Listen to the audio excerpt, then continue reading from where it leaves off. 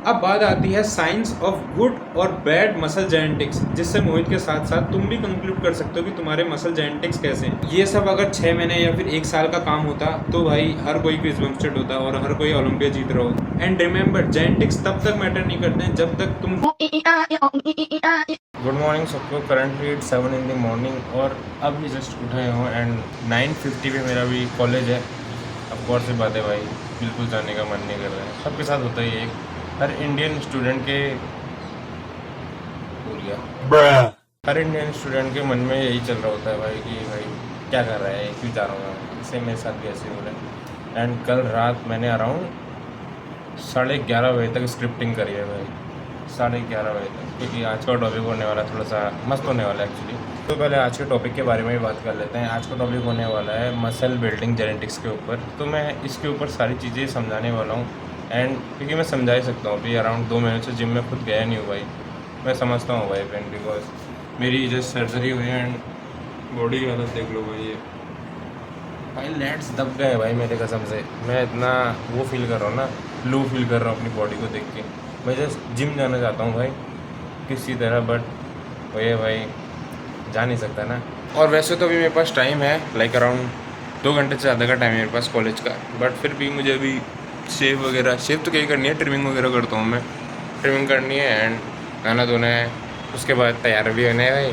मैं जितना भी भाई, मैं तुम दिन के 12 बजे भी अगर कॉलेज बुलाओ, या फिर मैं स्कूल में भी ऐसे ही करता था भाई। मैं दिन के अगर 12 बजे भी अगर मुझे कॉलेज बुलाओ तो मैं भाई आधा घंटा लेट फिर भी होऊंगा ही होऊंगा। ऐसा है मेरे साथ, पता नहीं क्यों है, बट है भाई मेरे साथ ऐसा। और भाई ये तो कुछ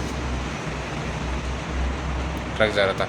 और भाई ये तो कुछ भी नहीं है, मेरी हिपोक्रेसी की सीमा तो देखो भाई। मैं हर टाइम यही बोलते रहता हूँ कि स्लीप साइकिल अच्छी रखो एंड लाइक जितना अच्छा सो सकते हो उतना बढ़िया तरीके से सो, बट खुद ही भाई रात को 11:30 बजे सो रहा हूँ। 11:30 भी नहीं, मैं और भी उसके 1 घंटे बाद नींद आई मुझे, क्योंकि भाई आंखों में ब्लू लाइट जा रही होती है फ़ोन की, तो फिर ऑफकोर्स सी बात है बंदा सो नहीं पाता है उसके बाद।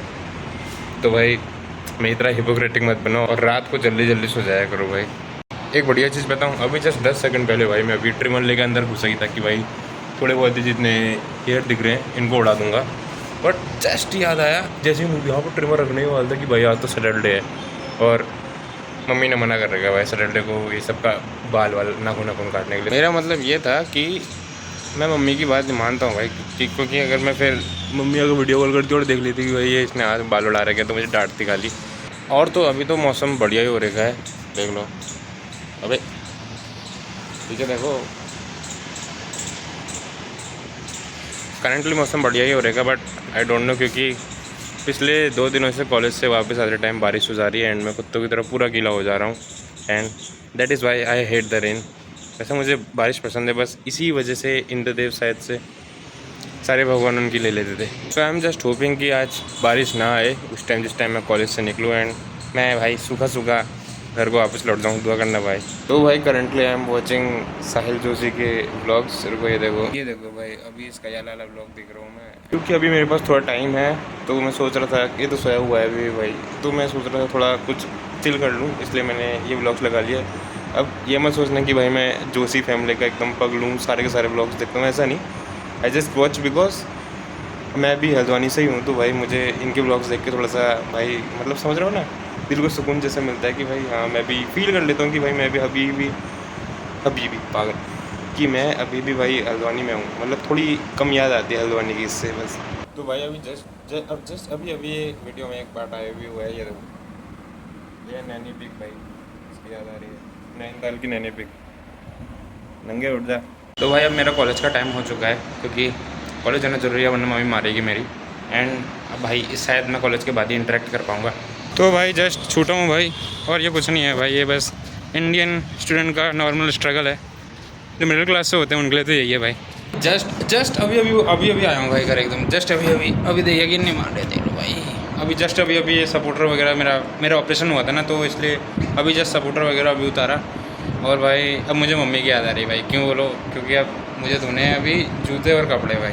मतलब कपड़ों का तो रोज़ है भाई, मतलब जब भी मैं कपड़े धोता हूँ तो मुझे मम्मी की याद आने लग जाती है, क्योंकि घर पे तो भाई मम्मी कर देती थी, जूते वगैरह तो कर देती थी, कपड़े वगैरह मैं खुद कर देता था। बट हाँ मम्मी ने ये चीज़ भी अच्छी सिखाई कि भाई कपड़े धोना खुद कर लिया कर कपड़े धोने वगैरह मम्मी ने मुझे ज़बरदस्ती सिखाई, सीख इसको, जल्दी जल्दी सीख, तभी कभी घर से बाहर निकले तो तुझे ज़रूरत पड़ेगी। अब मुझे मम्मी के वर्ड्स अच्छे समझ में आ गए भाई।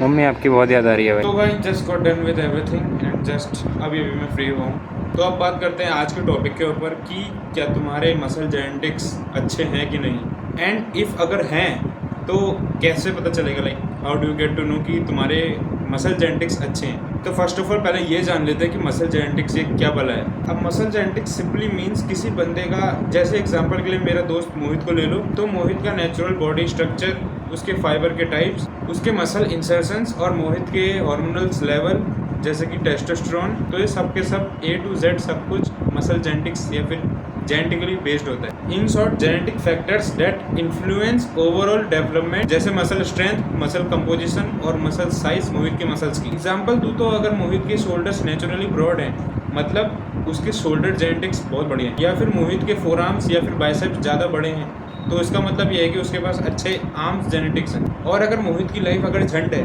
मतलब ना ही मोहित के ब्रॉड शोल्डर्स हैं ना ही मोहित के अच्छे आर्म्स हैं, इसका मतलब लाइफ ने मोहित की फील्डिंग अच्छे से सेट कर रखी है और उसके पास अच्छे मसल जेनेटिक्स नहीं है। अब बात आती है साइंस ऑफ गुड और बैड मसल जेनेटिक्स, जिससे मोहित के साथ साथ तुम भी कंक्लूड कर सकते हो कि तुम्हारे मसल जेनेटिक्स कैसे हैं। तो अब थोड़ी देर के लिए मान लो तुम ही मोहित हो, ओके।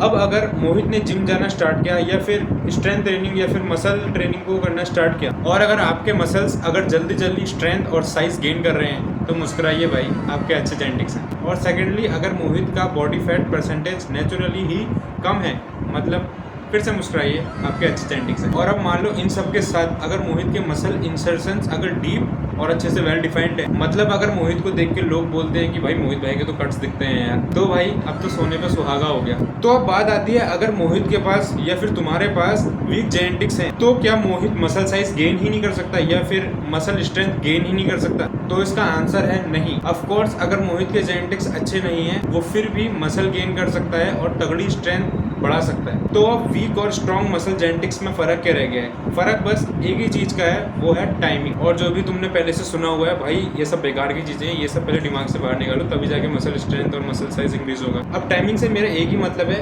कि स्ट्रॉन्ग मसल जेनेटिक्स वाला बंदा जल्दी जल्दी रिकवर करेगा, तो मतलब मसल गेन जल्दी होगा और या फिर मसल स्ट्रेंथ भी जल्दी जल्दी इंक्रीज होगी, बिकॉज उसकी रिकवरी रेट फास्ट है। अब एक और इम्पोर्टेंट चीज है जिसका नाम है डाइट। ऑफ कोर्स एक बंदा अगर जिम में अपनी मसल्स तोड़ता है और मसल्स को अच्छे से तोड़ने के बाद अगर वो घर जाके एग्स हो गए, पनीर हो गया या फिर कोई भी प्रोटीन पाउडर वगैरह कुछ भी हो गया, वो सब लेता है, तो उसकी ग्रोथ जल्दी होगी। या फिर जो बंदा जिम से जस्ट निकलने के बाद भाई मोमो खाने चलते हैं, भाई चाउमीन खाने चलते हैं या फिर बर्गर खाने ही चलते हैं। अब मैं ये नहीं कह रहा हूँ कि ये सब खाना ही छोड़ दो, बट प्रोटीन रिच डाइट को प्रायोरिटी दो, और जो बंदा प्रोटीन रिच डाइट को अच्छे से प्रायोरिटी देता है उसी की ज़्यादा मसल ग्रोथ होती है। और हाँ, साथ साथ में अगर मोहित अपने रेस्ट को भाव देगा अपनी क्रश के बदले और स्लीप साइकिल अच्छी रखेगा, तो उसके मसल ग्रोथ 40% तक बढ़ सकते हैं। तो ट्रेनिंग में बिना टेंशन लेते हुए हर हफ्ते प्रोग्रेसिव ओवरलोड करते रहो, मतलब हर हफ्ते या फिर हर नए ट्रेनिंग सेशन में जितना वेट तुमने पिछली बार मारा था उससे थोड़ा वेट बढ़ाकर उस एक्सरसाइज को परफॉर्म करो। और हाँ, साथ साथ में एक्सरसाइज करने की फॉर्म को भी अच्छा करो। एंड रिमेंबर, जेनेटिक्स तब तक मैटर नहीं करते हैं जब तक तुम कोई कॉम्पिटिटिव बॉडी बिल्डिंग या फिर कोई कॉम्पिटिटिव पावर लिफ्टिंग कॉम्पिटिशन में पार्ट नहीं ले रहे हो। अब इसका कंक्लूजन क्या है? जेनेटिक्स सिर्फ तुम्हारे मसल बिल्डिंग पे डिसाइड करेगी, बट एंड रिजल्ट्स जो भी तुम्हें रिजल्ट मिलने वाले हैं वो सब कुछ हार्डवर्क पे डिपेंड करता है। एंड याद रखना, body building is a game of consistency, वो भी सालों की। ये सब अगर 6 महीने या फिर 1 साल का काम होता तो भाई हर कोई क्रिस बमस्टेड होता और हर कोई ओलंपिया जीत रहा होता। अब अगर इन्फॉर्मेशन पसंद आई हो तो सब्सक्राइब कर लो, और भी तगड़े फिटनेस टॉपिक्स पे वीडियो आने वाली है। और अगर फिटनेस रिलेटेड कोई भी क्वेश्चन पूछना है तो पूछ लो भाई, अगर मुझे इंपॉर्टेंट लगा तो उसमें मैं वीडियो बना दूंगा। अब मैं लेता हूँ ब्रेक, अगली वीडियो तक, तब तक के लिए बाय बाय। भाई मम्मी की बहुत याद आ रही है भाई।